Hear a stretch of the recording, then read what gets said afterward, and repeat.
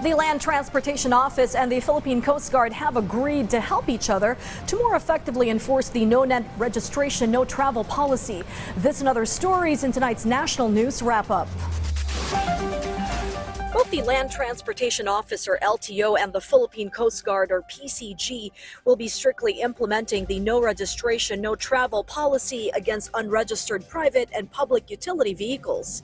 LTO Chief Assistant Secretary Vigor Mendoza II, in a statement, said the agency's meeting with officials of the PCG resulted in the crafting of strategic plans on how to implement the said policy.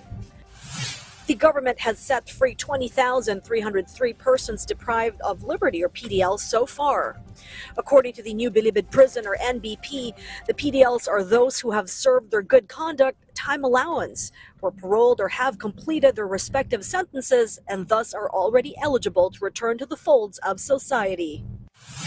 A group of public utility vehicles, or PUV operators, filed a petition for temporary restraining order, or TRO, against the expansion of the Land Transportation Office, or LTO's, and Land Transportation Franchising and Regulatory Board, or LTFRB's pilot study on motorcycle taxis. Rafael Alfa Martinez disclosed they will incur huge losses in revenue once the motorcycle taxis are allowed to provide their services to commuters without having to acquire a franchise.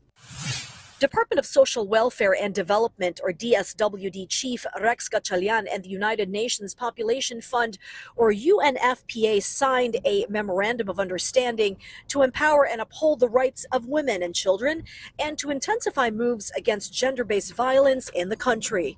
The MOU, that will take effect for 5 years, will focus on gender-based violence programs and the removal of discriminatory gender norms and practices. This is Charms Espina for The Nation.